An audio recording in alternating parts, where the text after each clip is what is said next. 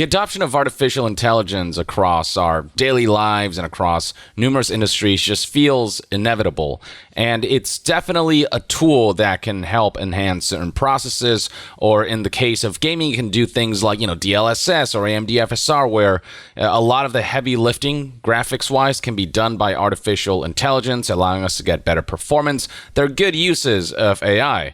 On the other side of things, when it comes to trying to replace artists with artificial intelligence, and when that artificial intelligence is using other people's work, a pool of other people's work to generate those images, that's when, ethically speaking, we're in murky territory. But the technology itself is cool when used properly, when used ethically. It can pave the road to some really cool ideas, like this one right here from Square Enix. This, ladies and gentlemen, is the Portopia serial murder case. It's this visual novel demo that aims to showcase the artificial intelligence technology known as natural language processing, where you essentially can type things and give prompts to the game, and the game ideally will recognize those prompts, interpret them properly, and allow for essentially flexibility in input from people who are playing visual novels, where they have to type in what they want to do, what they want to say, and whatnot. And so this is the trailer. This is what it's supposed to look like, how it's supposed to work. It's definitely a very interesting concept.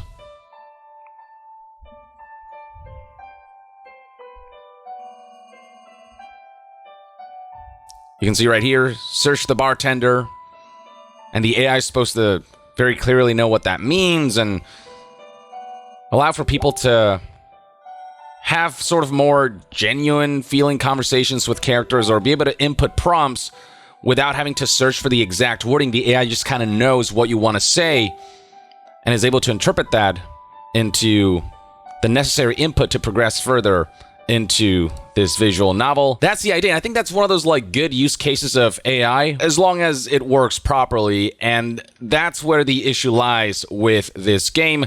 So right here you can see the Steam listing for Square Enix AI Tech Preview, the Portopia serial murder case.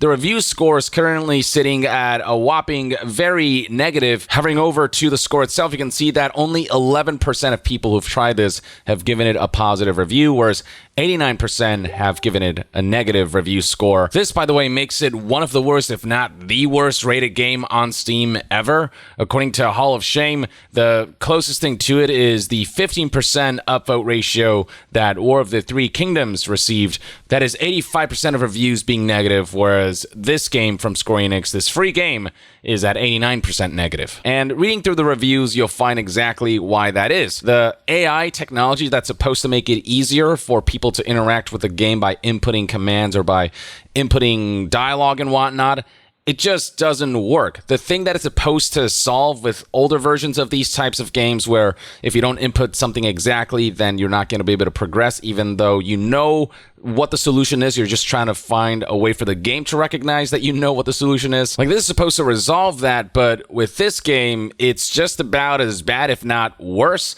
than those kinds of games from the past. You do have to input commands and prompts very precisely, which is why people are not recommending this game. So here's a top-rated review. AI, bro, this is at best a linear visual novel where the options are fixed and we have to guess what are the options. The artificial intelligence just does not recognize context. It does not recognize what we're trying to say, even if our wording isn't precise. So it defeats the whole purpose of this tech demo. Let me explain my experience in 15 minutes. Learn about a murder, met up with the junior detective. He gives a breakdown of the events, who was murdered, who found him, etc. So these are the prompts I tried. Now there's a joke one here, lick the victim. This one's kind of silly, but things like, who are you? That's a very simple prompt that should hopefully result in the character just kind of detailing who they are, a little bit of their backstory, their profession, or whatever. But the response that the user got was, maybe we should focus on the task at hand.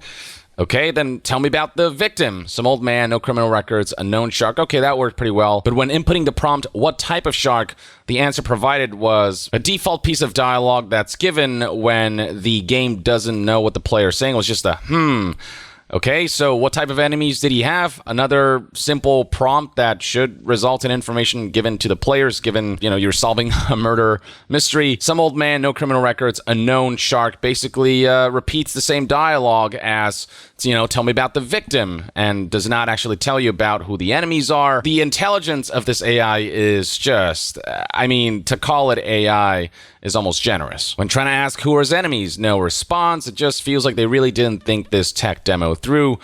Where is the victim? The response given was the same one as for the prompt, tell me about the victim, and what type of enemies did he have? Repeating, some old man, no criminal records, a known shark.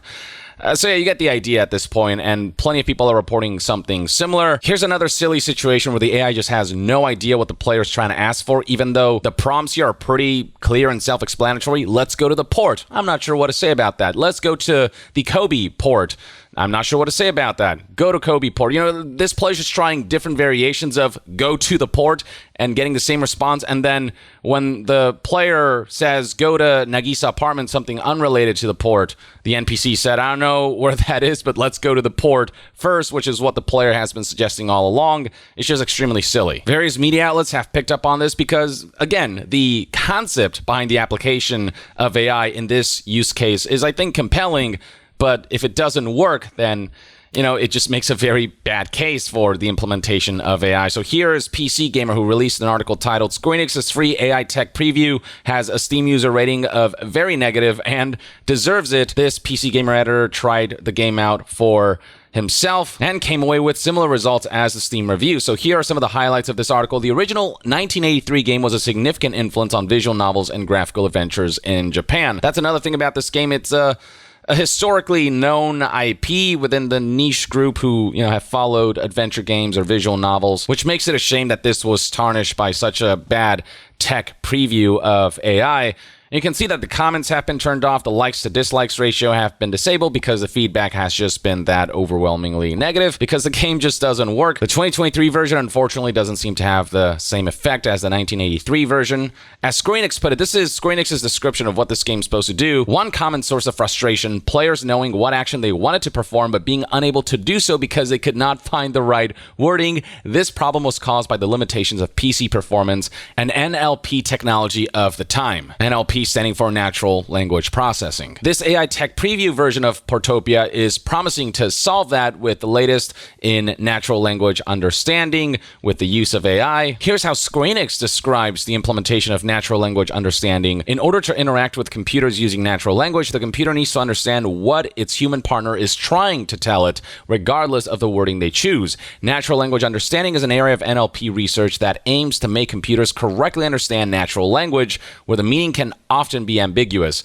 In this tech preview, NLU is used to help the junior detective understand the player's instructions, except, again, the game does absolutely no such thing. Not being able to comprehend the simplest of prompts, the simplest of input from players that are very clear when you read it, which is why PC Gamer reports that you should get used to seeing Yasu, the NPC who you interact with, reply with, I'm not sure what to say about that. Maybe we should focus on the task at hand. And basically 3 pieces of dialogue that play when the game has no idea what you're trying to say. Here's a specific example provided by PC Gamer where they're trying to investigate a bar connected to this character's death.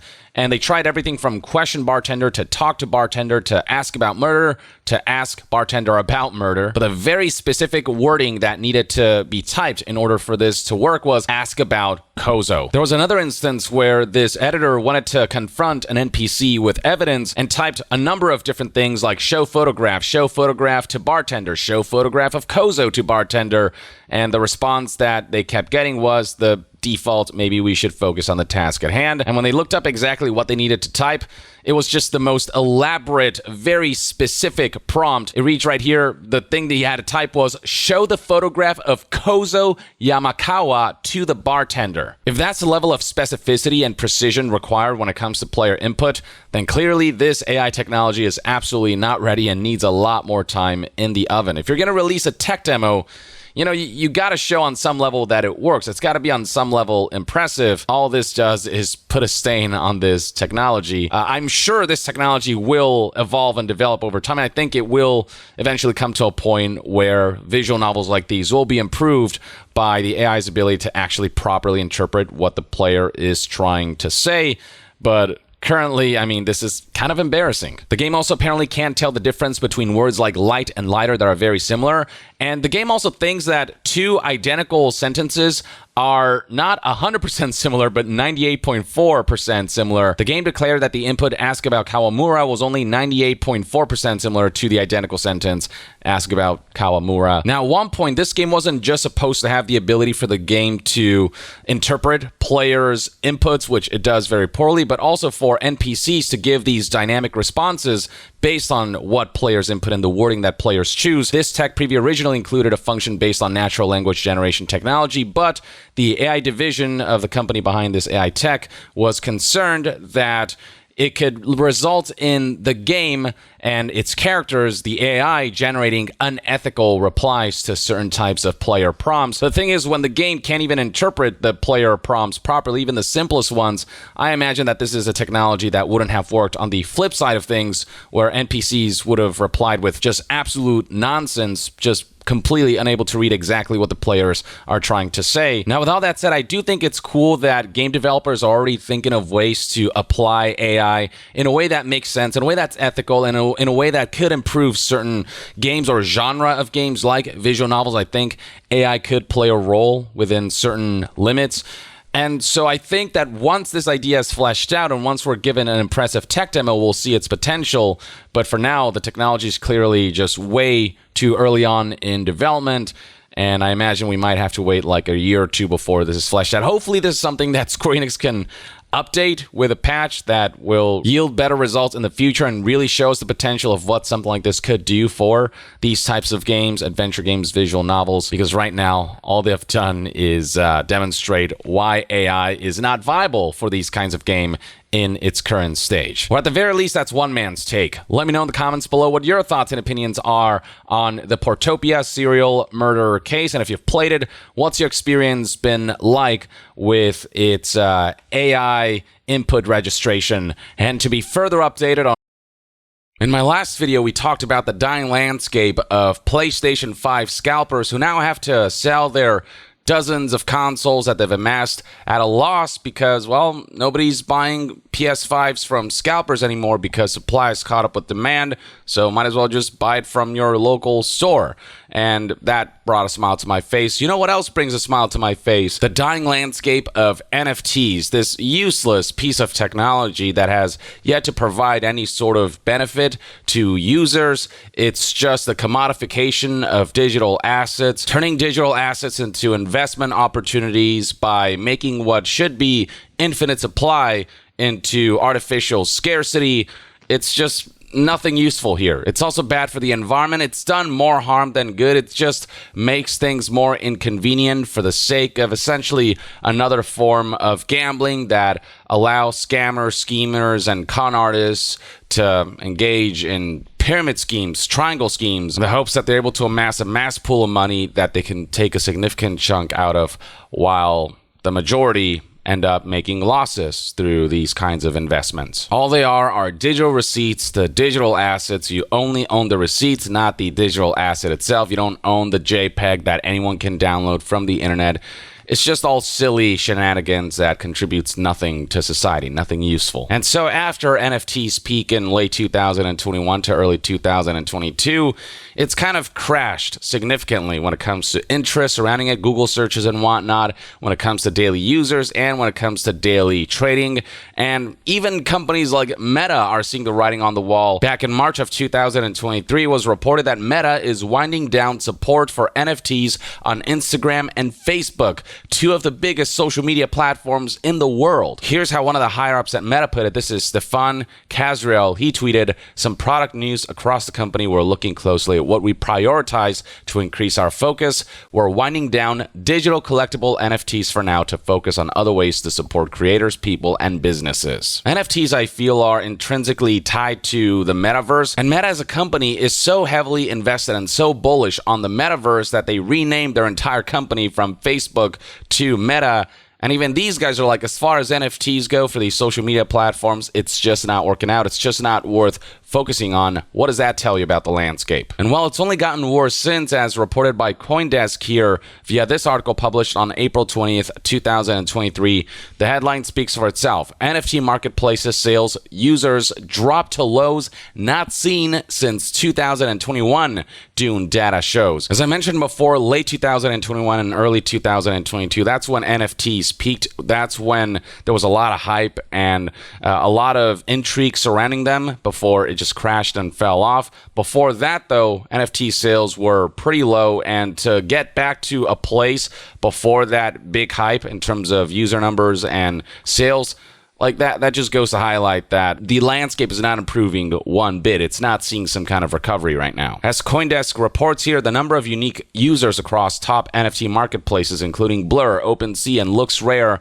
has been steadily declining over the past 7 days and dropped to 7,805 on April 19th. It hasn't been that low since July 31st, 2021, when the number of unique users on OpenSea and other marketplaces was recorded at 7,455 unique users. This whole NFT landscape is a scam of a video game that players are deciding to drop out of, essentially, is the metaphor I can put out there. Many users are realizing that this is not a compelling or rewarding activity to engage in. They're realizing that interest across the board is falling, including from major companies like Meta, and it's just one of those long-term things that is just not worth staying on. This is a train that right now seems to be headed off a cliff. Now, reduction in the number of users, as well as just how active remaining users have been, will obviously result in lower sales. So sales across NFT marketplaces have also dipped over the last 7 days, with 16,149 sales recorded on April 19th. The last time the number of sales was that low was on November 9th, 2021, when there were 12,910 sales. Keep in mind that this is across all marketplaces that we're seeing less than 8,000 users overall, and just a little over 16,000 sales overall. If you think about a live service video game having under 8,000 players, and with this kind of sales figures, you think, man, this game is not doing good. That's kind of what it feels like with the NFT landscape, doesn't it? The article continues, both top marketplaces, OpenSea and Blur, are seeing notable declines in unique users and sales. And there are a number of users on Twitter who have highlighted visually the kind of decline we're seeing with NFTs. Here's Giancarlo, for example, tweeting, "There's been an incredible drop-off in unique NFT buyers/sellers in the last week. Less than 10,000 wallets now on all platforms." And going to the image that he presented, you can see right here that the different colors represent the different marketplaces, and you can see this big dip right here. This is April 17th. You can see just how much lower this bar right here is compared to even January of 2023. And here's another chart by Hildobby that goes back even further, showing comparisons between now and back in 2021. OpenSea trader count down to pre-summer 2021 NFT boom numbers. Yikes, emoji face. You can see right here, indeed, a line is drawn from where we're currently at, and you can see that sales are equal to roughly that of July 2021, right before that huge spike happened in late 2021 to early 2022. Going back to the CoinDesk article, it is further broken down by individual major NFT marketplaces. Zooming in on marketplaces like Blur and OpenSea and looking at the data there, you can see that the decline is tangible, it is palpable. As for why this kind of decline is happening, well, CoinDesk reached out to a number of marketplaces and NFT analysts and whatnot, and they've gotten responses like, possible causes include high gas price and tax season liquidity issues. This is a quote from C-Launch, who admit that unique daily users are effectively at a low amount historically on both marketplaces. And scrolling further down, here's a quote from Hildobby, who shared similar sentiments with CoinDesk. "I think it's a combination of factors, but the biggest factors, in my opinion, are that not much interesting has been happening in NFTs lately, and rapidly rising gas prices aren't helping." Gas prices, for those who don't know, are fees charged when engaging in blockchain transactions. The higher the gas price, the less people be incentivized to do trades because it'll cost them. And while I do believe that that isn't helping, I believe the primary reason for why NFTs are crashing is because not much interesting has been happening in NFTs lately. Frankly, I don't believe NFTs have ever been interesting. We got some celebrity endorsements here and there early on that made people curious about it, but once people people realize their true nature, essentially investment opportunities, these gambles in a very speculative market via receipts that are linked to, like digital assets like JPEGs and audio files and whatever, and you don't actually own those assets, but rather you own receipts that mean absolutely nothing, just like receipts to a piece of the moon. That's when people are like, what does this do for me? Oh, nothing. All right, moving on. And one of the after effects of all of this is that the value of specific NFT types and brands are falling as well. Right here, for example, Decrypt.co reports that Bored Apes and CryptoPunks fall below $100,000 in value as NFT momentum stalls. Blue chip NFT projects are losing value as some trading metrics across NFT marketplaces fell to nearly 2-year lows. And scrolling down here, you'll find further details. Floor prices for blue chip NFT collections, CryptoPunks and Bored Ape Yacht Club both fell below $100,000 worth of Ethereum this week for the first time in months as the broader NFT market slumped to trading stats not seen in years. People are losing faith and hope, and so the entire landscape is just, the floor is getting lower and lower. And while all of this is happening, keep in mind that the concept of the metaverse, which I think is intrinsically tied to NFTs, as NFTs are a big part of making metaverses real and commodifying digital assets and whatnot, the metaverse itself is also a landscape that is not seeing a whole lot of traction, which is why we're seeing headlines like this. If there's one thing AI has done for us, it's killed Zuck's metaverse, as the information reports that Meta seems to be pulling back from ever mentioning the buzzword metaverse, which was Meta's favorite buzzword last year, and the whole, etymology of the company's new name, Meta. Meta's now focused on AI, and AI is actually a technology that I would like to see explored. I feel like it does have a lot of uses in video games who have seen AI upscaling provide major performance boosts to games while still retaining the vast majority of its visual fidelity and stuff like that. There still have to be regulations and lines that have to be drawn so that AI can be used ethically, but I think the technology itself can be useful in many respects and can make certain processes better, can enhance things in ways that I think will allow us to be more productive and that will just improve technology and stuff like that. There's an exploration there that I think will pave the road to beneficial things for society. But NFTs, metaverse, all that jazz, I just don't get it. Like, they've yet to provide, any company exploring this landscape has yet to provide a single good explanation for how the metaverse and how the adoption of NFTs and blockchain and whatnot will benefit us in any way, shape, or form beyond, essentially serving to line the pockets of corporations while screwing over many people who will invest in this kind of stuff, and the majority will end up losing money. And it's not just Meta pulling out of this stuff. Companies like Microsoft and Disney are reversing their bets on the metaverse. And the fact that metaverses are also kind of crashing and dying out won't help the NFT landscape, which could have potentially been boosted if the concept of the metaverse had gained some traction, which it isn't. So suffice to say that NFTs and metaverse are seeing a kind of worst case scenario where the masses are not interested in this stuff. It's failing to garner mass adoption. It's only being cheerled by niche groups and enthusiasts. But yeah, everyone else, the masses just don't understand what it is, don't really seem to care for it. When they do understand what it is, it's just, it's a fad in the truest sense of the word until they find a way to make this stuff actually useful and not just financially lucrative for corporations.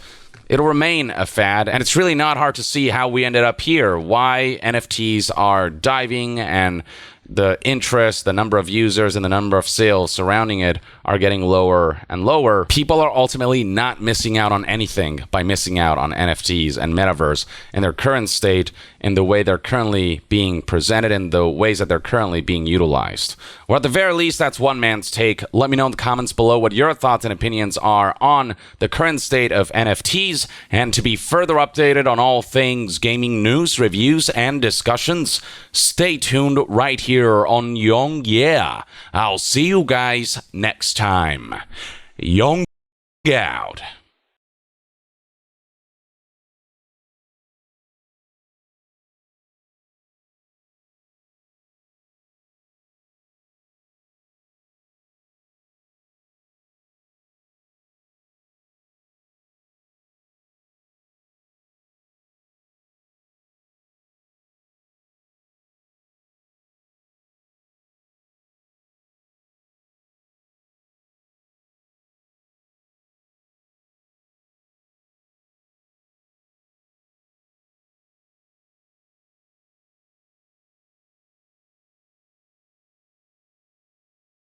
Foot fetishes are a very real thing. I'm not talking about finding pedicure toes attractive. I mean there are those willing to pay thousands of dollars on OnlyFans for pictures of women's feet. Some are even more turned on when said feet are dirty, and stinkier the better. Now as long as they're not feet of children or animals that you're attracted to, then hey, much power and happiness to you and the feet. I'm not one to judge. But in this next crime case, this man's fetish is not only bizarre, but it's also very illegal. He had a fetish for women's shoes. Now you may be saying, hey Minutes of Horror, how is having a fetish for women's shoes illegal?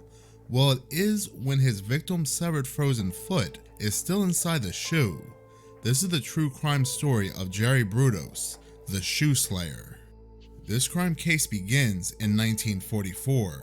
Jerry Brudos became obsessed with women's shoes when he was only just 5 years old. The youngster happened to notice a pair of stilettos in a junkyard, becoming intrigued. He brought them home with him, much to the disdain of his mother. Now his mother really freaked out. When she saw him with the shoes, she became enraged and screamed that he better take them back to the dump. Brudos still tried to hide the shoes from her, but she would still find out and ended up burning them. Now something shifted in Brudos that day. He never looked at women's shoes the same way again. Despite his mother's obvious disapproval, he began to secretly steal shoes so he could create his own personal collection. Jerry's mother had great foresight that something was going on with her son, because as he grew older, his obsession became darker. What was once merely creepy soon became deadly. But we are getting a little too far ahead of ourselves in this story. We have to go back to January 31st, 1939, South Dakota, where Jerome Henry Brudos was born. Jerry was the second son of Henry and Eileen Brudos. Initially, his mother hadn't wanted another child, but she accepted her fate and hoped for a daughter. Instead, she had a second son. Eileen's obvious disappointment quickly translated into open hostility towards Jerry. She was domineering and critical of him, but warm and approving of his older brother, Larry. Now, in every crime case where the mother is blamed, I do believe it's coming from the criminal themselves, trying to find any excuse for why they started their horrible deeds. Now, in Jerry's case, I do believe he's embellishing a lot here about his mother's hatred towards him, only because she wouldn't accept his lifestyle and his fetish for women's shoes. Now, because she was burning these shoes and not allowing them in her house, she was pretty much the worst person in the world in Jerry's eyes. And according to Jerry, his mother would call him wicked for liking the shoes. In the subsequent years, Jerry Brudos tested the boundaries of his new fixation. In first grade, he stole his teacher's high heels from her desk, and when a teenage girl visited his home, he attempted to steal her shoes as well. Since the teen was a family friend, she felt comfortable laying down on Jerry's bed to rest, but then she woke up to him trying to remove her shoes. As he matured, his shoe fetish increasingly provided sexual arousal. As Brudos added to his stolen shoe collection, he also stole underwear. These items were mysterious and forbidden totems, arousing in him deep erotic feelings that he could not understand or explain, but he loved the feeling. While Jerry Brudos may not have understood his feelings, when he was 17, his most violent fantasies burst out of his head and into reality. In 1956, Jerry Brudos attacked a woman for the first time. He was just 17 years old, and he had prepared well in advance for the assault. First, he dug a hole in a hillside where he had planned to keep girls as sex slaves. Then he wielded a knife. He abducted a teenage girl, beat her up, and forced her to take naked photographs for him. Just like when he was 5 years old, Brudos was caught red-handed. He was then sent to the psychiatric ward of Oregon State Hospital for evaluation, where doctors noted his hatred towards his mother and other women. In the hospital, Brudos' secret obsessions came pouring out. Doctors learned about his collection of women's clothing and, more disturbingly, his fantasy of putting kidnapped girls in freezers so he could rearrange their frozen bodies into sexually explicit positions. But for some reason, the doctors didn't think there was anything seriously wrong with him. Spoiler alert, there was, because I would not be making this video right now if there wasn't. The doctors claimed that the boy just needed to grow up and mature a little. The hospital released Jerry Brudos back into the public. That's right, the same Jerry Brudos that just told us he hated women and his mother and wanted to kidnap girls and put them in his freezer for sexual pleasure is being released back into the public and being told he just needed to mature a little. I just wonder how this intelligent diagnosis is going to play out later in the story. After leaving the hospital, Brudos graduated from high school. He joined the army in March 1959, but was discharged by October, possibly due to his alarming obsessions. After a stint of living back home, he met and married 17-year-old Darcy Metzler. The new couple moved to Oregon, where they had 2 children. From the outside, Brudos seemed relatively normal. His friends and neighbors recalled that he neither drank nor smoked, and rarely, if ever, used profanity. But Jerry Brudos' sexual fantasies was taking over his marriage. He demanded that his wife pose nude for him. He also asked her to clean the house naked while wearing high heels, and for a few years, Darcy complied. All the while, a horrible monster was stewing inside Jerry Brudos. After a few years of marriage, Darcy and Jerry Brudos' relationship became strained. Darcy began to focus more on their 2 children, and she started to refuse her husband's more unusual demands. Brudos, feeling rejected, started to prowl the neighbors' houses for women's shoes and underwear, looking for an outlet for his obsessions, and in 1967, he found it. Brudos, walking downtown, noticed a woman, specifically her shoes. He followed her home and waited for her to go to bed. Then Brudos broke into her house, strangled her into unconsciousness, and sexually assaulted her. When he was done, he took her shoes and left. This encounter triggered something into his mind and proved irresistible to Brudos. He later testified that the woman's limp body had aroused him, but the next time, Brudos didn't have to go looking for a victim. Someone came straight to him. Linda Slauson was a 19-year-old encyclopedia saleswoman who came to Brudos' home on business. Brudos saw his chance. He pretended to be interested in buying an encyclopedia to lure her inside. While his family was upstairs, Brudos hit Slauson in the head and strangled her to death. Now, I don't know Darcy's direct involvement with Jerry's crimes, his wife, but I find it very bizarre that she did not hear any of the chaos going on directly below her. It's not like Jerry was in a garage or in a basement. He was only just downstairs. The blow to the head did not immediately end Linda's life, so I'm sure she was screaming at the top of her lungs. Matter of fact, law enforcement would have the same thoughts about Darcy as well. After ending Slauson's life, Brudos stashed her body in his garage. He then cut off her foot and stored it in the freezer. In a sickening echo of his adolescent fantasies, he used the severed foot to model his collection of stolen shoes. Shortly thereafter, he tied Slauson's body to a car engine and dumped it into the Willamette River. Doctors utterly failed here. Now, I do know it's the 1950s, and you may be saying, well, they don't have the medicine as we do today. But I don't care what time period you're from. You can be a caveman and hear somebody say, I want to kidnap girls, store them away, and only take them out for my sexual pleasure.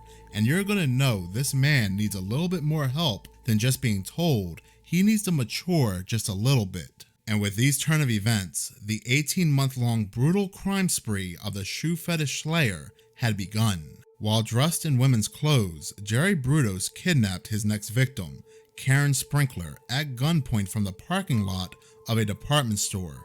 In his garage, he forced Sprinkler to put on several different types of women's underwear while he photographed her. Brudos then sexually assaulted her and hung her by her neck from a pulley in the garage, strangling her to death.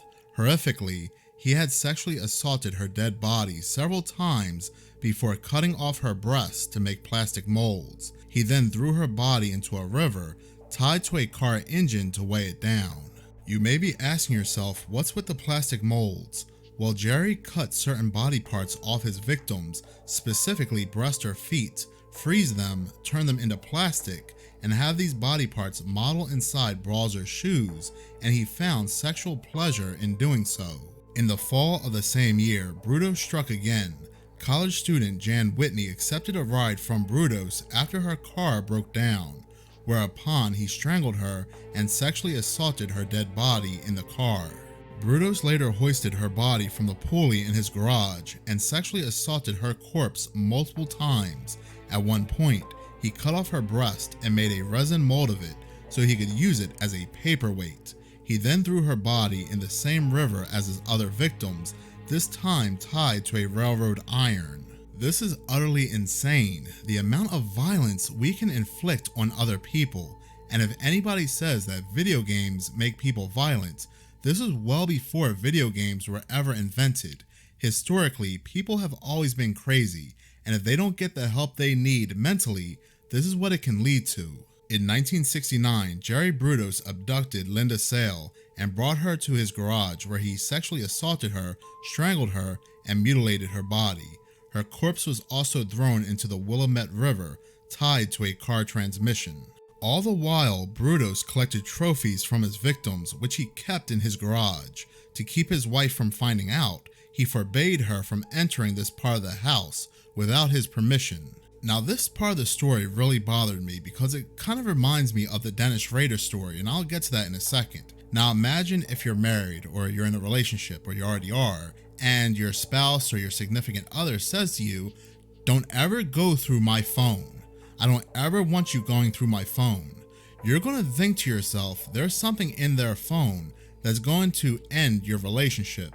Maybe they're talking to somebody else or have nude photos of someone else. Curiosity is eventually going to get the best of you, and you're going to go through their phone without them knowing. Now, Dennis Rader, BTK, he had a silver box right next to his bed, not under his bed or inside a closet, but right next to his bed. And inside this silver box had all the possessions of his victims, driver's license, articles of clothing, and so forth. And he told his wife, never ever go through this box. Matter of fact, sometimes he would even keep the box unlocked. And she obliged. For years, she never went through this box. Darcy, Jerry Brudos' wife, obliged the same way. She never went inside the garage. Even though she was married to this man for years and living inside this home, she never went to see what the big secret was. With that being said, we're going to deviate just a little bit, taking the spotlight off Jerry and placing it on Darcy, and we're going to make it hot because something is not adding up about her story. Even investigators believe so. We're going to flash forward just a little bit before we come back. When investigators found their suspect in Jerry Brudos, they began to question his wife, Darcy, even to the point they charged her with being an accomplice. Now, what's a little strange is that while Darcy was not allowed in the garage to know what was in there, she was fully aware of Jerry having a dark room where he developed photographs of bound and nude women. And what's even stranger than that is that on multiple occasions she did tell police that at night she did see Jerry bringing home women's clothing. So you mean to tell me she saw the clothing, but she never once saw what looked like bodies? Well, a neighbor did, and a neighbor also testified in court that she saw Darcy helping Jerry carry bodies into the garage. Now, ultimately, the witness's testimony had to be thrown out in court because it couldn't be proven, but it does look a little suspicious when you also add on top of all this that Darcy stated that she did not hear any sounds inside the house. It could not be proven that Darcy did anything wrong, so ultimately she was let go as an accomplice. We're going to go back in time, putting the spotlight back on Jerry. A few weeks after Jerry Brudos and the life of Linda Sale, her body was found in the Long Tom River, weighed down by a car part. As the police searched the river, they found another woman weighed down by a car part, Karen Sprinkler. Both bodies had been severely mutilated. The police began to investigate the grisly crimes. After interviewing students at the nearby Oregon State University, they began to hear stories about a Vietnam vet who had called a few young women looking for a date. One of the women told police that he had mentioned the bodies in the river and had made an unsettling suggestion about how he could strangle her. As it turned out, that man was Jerry Brudos. The police asked one of the girls to set up another date with Brudos. Then they swooped in to interrogate him, and they quickly decided to investigate further. After police obtained a search warrant for the Bruto's home, they found evidence that proved beyond a doubt that he was their man. There was a nylon rope, photographs of the dead women, and most horrifyingly of all, the trophies he had kept from his heinous crimes. At some point during an interrogation, Brutos confessed to all 4 brutal crimes, as well as other attempted kidnappings and earlier assaults. Jerry Brutos was found guilty of the crimes against Sprinkler, Whitney, and Sale, and sentenced to 3 consecutive life sentences. He escaped conviction for the brutal crime against Slauson because her body was never found. As for Bruto's wife, Darcy, she divorced him after his arrest. She also changed her name and her children's name and moved far away to an undisclosed location. Jerry Brutos died in 2006 in prison, having served 37 years of his sentence. He was largely forgotten after his death, especially since more prolific serial killers had emerged over the years. Thank you so much for watching. If you like this video and my style of storytelling, please like this video, as any engagement can help the channel grow. Once again, thank you so much for your support.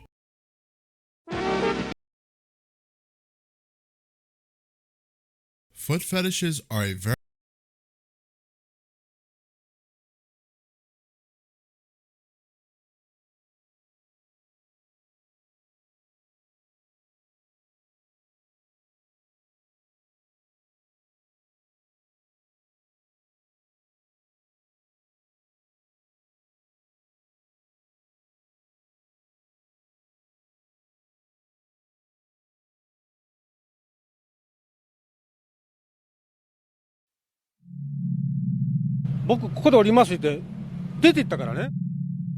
On a rainy late summer night, a Hiroshima taxi driver gave a ride to an unusual man with some luggage, and set into motion what would become the most bizarre night of his career.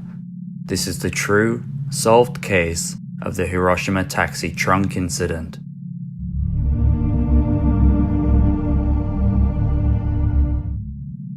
Veteran taxi driver, 63-year-old Toshiyuki Hoshiyama, was driving his usual route in Hiroshima during the wet evening of the 4th of September 2012. Despite the bad weather, it seemed just like any other night for him.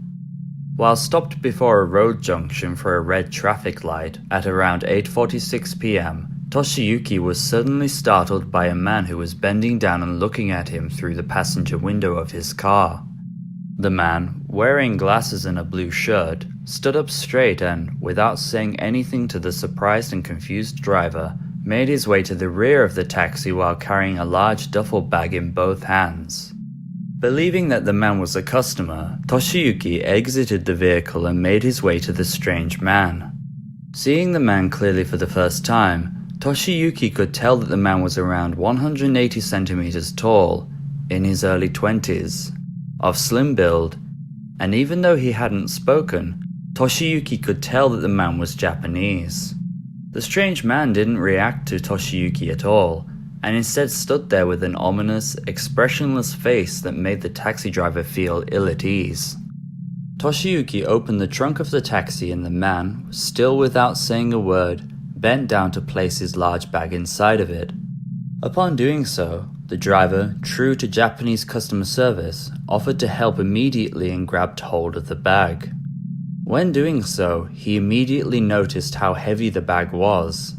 In fact, it was so heavy that he nearly lost his balance when he took hold of it. This is what he had to say about it. "I thought it was suspicious because the bag was soft and warm to the touch." While thinking that something was a little off, he put the bag inside the trunk and opened the taxi doors for the man, who had already moved to the side of the car. When both men had entered the taxi, Toshiyuki asked the passenger where he would like to go. For the first time, the passenger spoke. His voice was very quiet, and he hung his head low, so the driver had to ask him to repeat himself. The passenger said 2 words, and 2 words only: Hiroshima Station. While feeling uneasy at the situation, Toshiyuki had seen it all in his 36-year career as a taxi driver. He turned the engine on and began to drive with the passenger towards Hiroshima Station as requested. The time was now 8:49 p.m. and it is then when the truly strange journey began.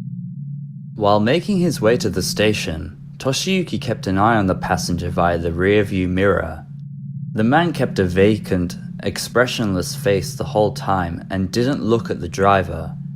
His eyes were wide open though, and it looked like he'd been through an unusual experience. After a few minutes of driving in total silence, the passenger suddenly spoke once more. He said to the driver, "On second thought, take me to Fukuya department store." Of course, passengers often change their destination during the journey, and the department store was right next to Hiroshima Station anyway, so Toshiyuki didn't think much of it and continued on his way to the destination. He did try to confirm the new location with the passenger though, but received no response. From the current location of the taxi near Nishi Hiroshima Station, it would take roughly 15 minutes to reach the Fukuya department store. It was 5 minutes into the short journey when things started to get very odd. At around 8:54 p.m, Toshiyuki suddenly heard a rustling sound. Confused by the disturbance, he once again looked in the rearview mirror because he believed that the passenger was moving around. To Toshiyuki's surprise, the man was completely motionless and was maintaining his vacant expression. Toshiyuki quickly realized that if the noise didn't come from the man, it must have come from the trunk. In other words, it must have come from the heavy bag that belonged to the passenger. His first thought was that the passenger had put a pet dog or cat into the trunk, but such a thing had never happened to Toshiyuki, despite working the job for almost 40 years. But then Toshiyuki began to tremble, and sweat began pouring from his face. This is because he remembered something, and it set his mind racing. At around 8:45 p.m. that day, literally only a minute or two before picking the passenger up, Toshiyuki had been listening to the news on the radio in the taxi. It had been announced that a girl had gone missing that very day in the city after leaving her home. The heavy bag, the warm feeling he felt when he picked it up, the rustling seemingly coming from the trunk. Could it be a person in the bag? Of course, the driver was skeptical of this. After all, he could have been mistaken when he heard the sound, and even if he wasn't, there was no way to check for himself as he had a job to do and the passenger could pose a risk to him. Toshiyuki thought about lowering the speed of the taxi to reduce the sound of the vehicle so he could hear more clearly, but because there were cars in front and behind him on a busy road, he was unable to do so. So instead, he turned off the radio that had been playing soft music and closed the window. When the taxi pulled up to a traffic light, Toshiyuki concentrated solely on the sound, waiting to see if he could hear anything. But there was nothing. There was no sound at all coming from the trunk or the passenger. It was silent. Toshiyuki began to wonder if he had been mistaken at this moment, and as the light had turned to green, he began driving once more. But soon after accelerating, there was another rustling noise coming from the trunk. Now he knew. There was something in the trunk, something that was alive. His mind quickly thought of the emergency switch under the steering wheel. Since the Neo Mugicha bus jacking incident, which I made a video about previously if you'd like to check out, buses and taxis have been fitted with emergency buttons that display SOS signs and blinking lights to those outside, without alerting the occupants of the vehicles. Pedestrians who see the lights are encouraged to call the police and notify authorities of the situation. However, Toshiyuki changed his mind. After all, the passenger hadn't threatened or hurt him, and he didn't fully understand the situation in the trunk. If he was wrong about it, he could get into trouble at work and cause a lot of inconvenience for the passenger. In Japan, respect for customers is considered extremely important, and accusing them of something without evidence would be a dishonorable action if the accuser was incorrect. It could also result in the accuser losing their job. Without proof that something or someone was alive in the trunk, Toshiyuki felt like he was stuck. Toshiyuki decided to try and talk to the passenger. While the man had ignored the driver before, perhaps he could be persuaded to explain what was happening in the trunk. After all, if there was something suspicious and criminal, Maybe the passenger would try to explain it away. Toshiyuki thought that asking the passenger right away if there was a person in the trunk was a bit risky, so instead he asked, "Is there a dog in there?" But again, the man didn't reply and kept to his vacant expression. Something was definitely up. Toshiyuki thought that because the man didn't reply, it was because what he had in the trunk was not something that someone should have. In short, it was because it was a small person. It was now 8:59 p.m., roughly 10 minutes into the 15-minute journey to the destination. Toshiyuki had 5 minutes to act, to do something to discover whether or not a crime was taking place. It was around this time when he had another idea. As previously mentioned, Toshiyuki was a veteran taxi driver who knew the area very well. He remembered that there was a small police station, known as a koban in Japanese, very close by. If he made a slight detour off the route to the Fukuya department store, he could make it to the police station and get the aid of the officers there. At this time of night, it would certainly be occupied by multiple people, so the risk would be reduced. Unfortunately, there was a slight problem to this plan. The road he was taking to the passenger's destination was the main road that went over the river and straight to the department store, but the police station was down a small side road before the river. The main road is a famous one, so if Toshiyuki tried to make a detour, it could be easily noticed by the passenger. The passenger could get suspicious and make a break for it, or worse, attack Toshiyuki in his defenseless position. It was a big risk, but thinking that someone's life could be on the line, he took it. Toshiyuki turned down the small side road off the main road and drove towards the police station. After wrestling with his own mind, he decided to do this just 50 meters before the junction. The time was now 9:03 p.m. and thankfully, the passenger had not noticed Toshiyuki's detour down the road towards the police station. He had done it. However, less than a minute down the road, the passenger suddenly spoke one word: driver. Toshiyuki almost jumped out of his seat, but quickly responded with yes, while trying to remain calm so as not to raise suspicions. The passenger then replied with, "Could you turn the AC on?" Feeling relieved that his detour had not been discovered, Toshiyuki turned on the AC as requested. Toshiyuki later commented on how hot and sweaty the passenger was. The police station was only 300 meters away from their location. If Toshiyuki could keep up the act for a few more minutes, he could get to the bottom of the mystery of what's in the trunk. But just as he was approaching, bad luck struck, and the light at the junction before him turned red. It was here, however, where things would take a drastic, unexpected turn. According to Toshiyuki, the minute-long wait at the junction felt like an eternity. He kept his eye focused completely on the light, hoping it would change to green. Just at that moment, he heard something very clearly, and this time it was not a rustling sound. It was just one phrase repeated, "Let me out, let me out," in what sounded like a young girl's voice. Toshiyuki now knew for sure that someone was indeed in the trunk of his taxi. He once again looked into the rearview mirror at the passenger, only to recoil in shock. The man's vacant expression was gone, and he was now staring straight into the mirror at Toshiyuki. Toshiyuki turned to the man and said, "Did you put a person in there?" But the man simply replied with, "I'm getting off here." He undid his seatbelt, climbed out of the taxi, and began to walk away. Fortunately, Toshiyuki wasn't going to let this happen. Despite being in his mid-60s and of much smaller stature than the young man in his 20s, Toshiyuki mustered all his courage and took off after the man. Toshiyuki had been in the boxing club in his high school days and had won championships, so he was prepared for a fight if needs be. Luckily, once Toshiyuki caught the passenger by the arms just 3 meters away from the vehicle, the man offered up no resistance at all.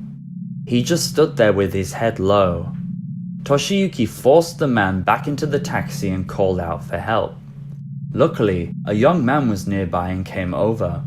He opened the trunk and large bag as instructed by Toshiyuki, and to their amazement, a young girl, scared and crying, came out of it. Despite the terrible ordeal she'd been through, which will probably stay with her for the rest of her life, she was uninjured. Toshiyuki ordered the passerby to call the police using his smartphone, and officers quickly came to the scene to arrest the passenger and take care of the girl. Thanks to the calm attitude and quick thinking of driver Toshiyuki, everyone came out unhurt. And just like that, the incident ended. Toshiyuki Hoshiyama was commended for his actions, of course. Listening to the news about the missing girl before picking up the passenger had caused him to act so courageously, but there is a bizarre twist surrounding this. It turns out that the missing girl spoken about on the radio was completely unrelated to this crime. She was another, completely different person of a similar age who had gone missing in the same area. Strange coincidence, right? News about one missing girl helped solve a completely different case. Now, there are still a number of unanswered questions, so let's explore some more. First, let's take a look at passenger and perpetrator of the crime, Tomohiro Kodama. Tomohiro, born in the early 1990s in Hiroshima, was a bright and intelligent student that excelled in his studies growing up, often scoring amongst the best in his class for exams. He wasn't a very popular boy, but he had a number of friends and seemed to get on well with others without causing any issues. He was part of the science club at school, and communicated well with students and teachers alike. But as he got older, he became increasingly more introverted and withdrawn.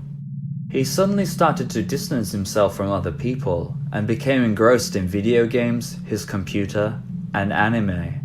According to media reports, he was particularly fond of an anime called Pretty Cure, a show about a group of very young magical girls fighting against evil monsters. It was very popular with elementary and junior high school girls at the time. Because of his high grades, Tomohiro entered into the very prestigious Seijo University in 2010 and moved to Tokyo. People that knew him around this time described him as gentle and honest, and stated that they had no idea he had an unhealthy interest in young girls. When he entered university, his parents got divorced, and slowly he stopped going to classes, resulting in Tomohiro having to repeat a year. Despite initially being a brilliant student who could be sociable with others comfortably, he took to shutting himself in his room and playing video games such as Minecraft, which he had made videos of and uploaded to the Japanese video sharing site Nico Nico. On his video profile, he wrote that his dream was to become a junior high school girl, amongst other things. University classmates and other acquaintances interviewed after his arrest also told reporters and police that he frequented maid cafes in Akihabara, and when police searched his home, they found anime that focused on capturing girls, just like his actions during the crime. Shortly before this incident occurred, Tomohiro returned to Hiroshima from Tokyo to get his driving license. He was staying in a hotel in the city, and while out wandering the streets at around 8:30 p.m. on the 4th of September 2012, just 16 minutes before entering the taxi, he saw a 6th-year elementary school student waiting at a bus stop. She was returning home after studying at cram school at the time, and her mother was waiting at the bus stop at the girl's destination. Tomohiro approached her from behind with a fruit knife and while brandishing it told her to be quiet. He took the girl to a more secluded area, bound her hands with tape, and then ordered her to get into the polyester bag. It was around 70 centimeters long and 30 centimeters tall, meaning the girl had to crawl up into a ball to be able to fit inside. Since she weighed around 30 kilograms, it was also quite heavy and hard to walk with. Before she got in, he warned her that if she spoke, he would harm her. After he put her in the bag, he planned to take her to another hotel he booked near Hiroshima Station, different from the one he had previously stayed in. Because the bag was too heavy and risky to carry himself, Tomohiro decided to take a taxi to the area where the hotel was located, and this is where our story began. Tomohiro was sentenced to just 4 years in jail for the crime of forced confinement of a minor, but his sentence was reduced to 3 years after his parents paid 2 million yen in damages to the victim's family on his behalf. Since this happened in 2012, he is already out on the streets once more. It is unclear what Tomohiro is doing now, but there are rumors that his relationship with his parents broke down and he is now living with his grandmother somewhere in Hiroshima. In any case, I hope he never repeats his actions again. I can somewhat predict a question some of you may have about this case. Why didn't the driver simply stop the taxi and open the trunk to check the bag? Well, there are a number of reasons. First of all, as mentioned, the road was extremely busy, with cars packed on all sides. It would have been very hard to simply stop and open it. Secondly, and the biggest reason according to the driver, was that he was fearful he would be attacked. Taxis in Japan don't have a barrier between the driver and the passenger, so Toshiyuki feared that he could be assailed if he tried something. The passenger, sitting behind the driver, had the advantage, so Toshiyuki had to come up with another plan. In any case, I think he handled the situation very well, and I hope the girl recovered from her ordeal. Thank you for watching my 15th YouTube video. If you liked it, feel free to give it a thumbs up and subscribe if you wish to see more. The way I told this case was a little different from my usual style, but I hope you enjoyed it nonetheless. It is clearly a strange one and I dread to think what would have happened if Toshiyuki hadn't heard the girl's voice. If you haven't seen my previous video about the missing plane, please give it a watch. It didn't do so well when compared to my other videos, so any help to give it more exposure would be greatly appreciated. Maybe the algorithm will pick me up one day. Anyway, that's enough from me.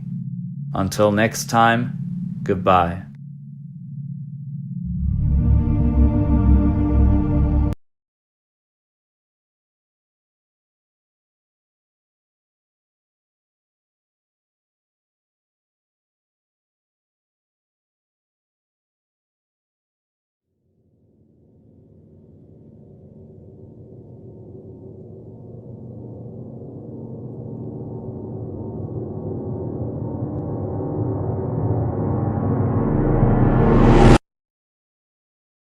If a stranger came to your home unannounced and promised to earnestly help you pursue your life's goal, how would you respond?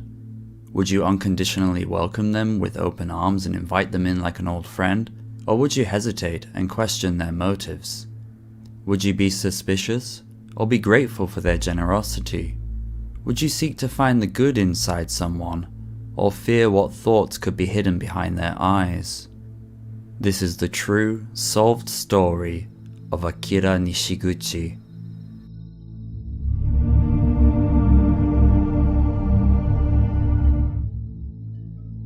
This case was very difficult to research, not because there was a lack of information, but because there was so much information that it was tough to determine what was accurate.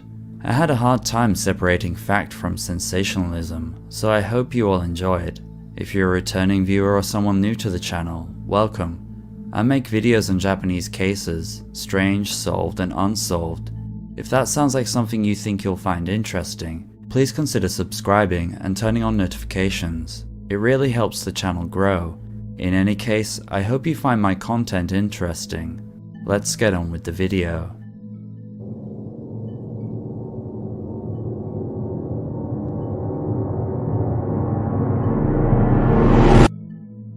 Akira Nishiguchi was born in the city of Osaka, Japan on the 14th of December 1925 to devout Catholic parents. Christianity is very rare in Japan, but Akira's parents were originally from the Goto Islands in Nagasaki, an archipelago famous for its history of clandestine Christian groups.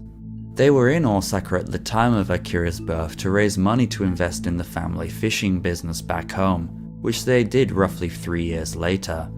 Because of their strong beliefs, Akira was baptized at 5 years old, and pressured by his father to become a priest when he was older, he was also sent to study at a Christian mission school in Fukuoka Prefecture when he entered into junior high school.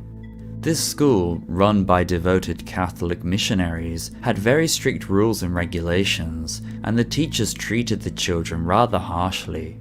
Akira was unable to withstand this type of grueling education, so he dropped out in the second semester of his third year, despite being close to graduating. Feeling dejected and ashamed at leaving school at just 16 years old, Akira couldn't face his family, who were now wealthy and influential through various business endeavors that included fishing, farming, and onsen innkeeping, so he ran away from home. His confidence was lost and he was without money, support, or a proper education, but it was at this time when he decided that he would become rich and powerful by any means necessary. Almost immediately, Akira began his vile life of crime. Just 5 months after dropping out of school in 1942, he was arrested for robbery by the Beppu police force and placed in a juvenile detention facility. Being 16 at the time, he was spared from being charged for this, but he was confined to a young offenders institution.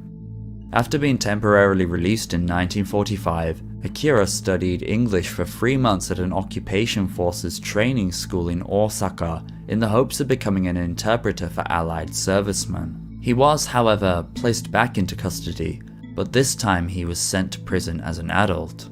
There, while incarcerated, he got married to a 20-year-old woman from Fukuoka in 1946, and the following year, she gave birth to a son just before Akira had served his sentence and was released.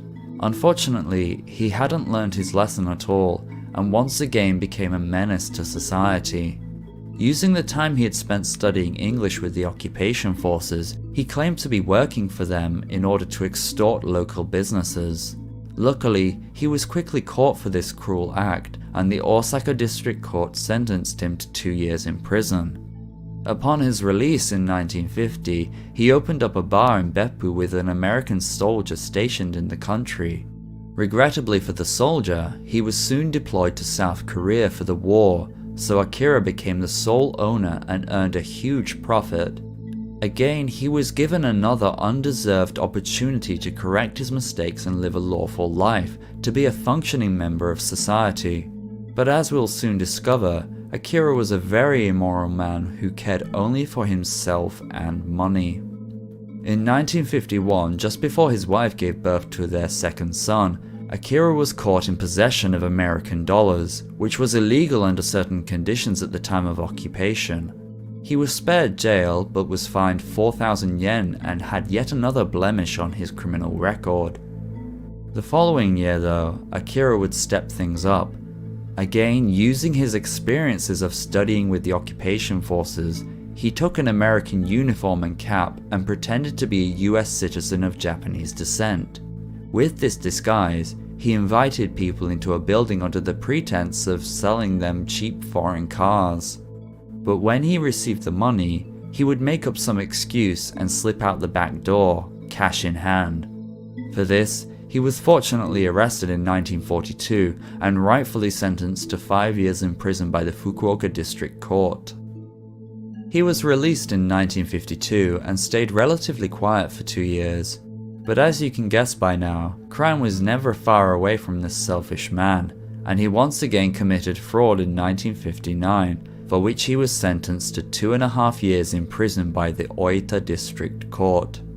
Understandably, his wife had had enough and divorced him.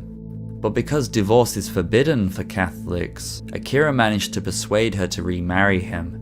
Years of crime had made him a cunning man after all, and he was very skilled at manipulating her to come back to him. It was now 1963, and 36-year-old Akira Nishiguchi had spent a total of 10 years behind bars through 4 convictions, including his time in the juvenile detention facility. After his release from prison in this year, he lived separately from his wife and became a delivery driver for a logistics company in Yukuhashi, Fukuoka Prefecture, to make a living. During this time, he learned that an employee for the Japanese Tobacco and Salt Public Corporation was using the delivery cars to collect large sums of money from the distributors together with the products. It was at this point where Akira decided to let out the monster that dwelled within him. On the 18th of October 1963, Akira met up with 58-year-old Ikuo Murata, the tobacco company employee who was being driven by 38-year-old Goro Mori, and rode with them to an isolated mountain road west of Kanda Station in Fukuoka. Akira had offered to help with the deliveries and show them some tobacco fields, but this was all his evil plan to get close to them, and the money. While walking on the road alone with Murata, Akira struck. After inflicting the savage attack, he took the money bag that Murata had been carrying and returned to the car alone. And when he did, he then drove the car to a mountain pass roughly 2 kilometers away from the attack and abandoned it with Mori's body inside. At the brutal hands of Akira Nishiguchi, 2 innocent people, hard-working men with families to support, had sadly lost their lives for nothing more than 260,000 yen. Fortunately, there was a witness, and the bodies were quickly discovered. From the items left behind at the scene, as well as witness testimony and fingerprints, the authorities were able to confirm almost immediately that the person responsible was career criminal Akira Nishiguchi, so they began a nationwide manhunt for him. After committing these horrible deeds, Akira went to a barber shop, a place where his new girlfriend worked. You see, even though he was married with children, Akira was unfaithful. One of the reasons for his horrendous crime against those 2 men was just to woo her with a bit of money. The 2 then went to lodge at an inn in Shin-Yanagi that night to celebrate Akira's newly acquired funds. They stayed the night, and Akira slept soundly, thinking he had gotten away with the terrible things he had done. He woke up early the following morning, turned on the radio, and picked up the local newspaper to get up to speed with the latest events all around the country. He was in for a shock. His face, name, and the details of the crime were all over it, front cover and all. In less than 24 hours, he had become Japan's most wanted man, and like him, the country was waking up to read all about his unforgivable actions. Regrettably, the radio broadcast relayed some false information. Police believe Akira Nishiguchi has fled to Kansai. He got lucky. He was not in Kansai, and he had no plans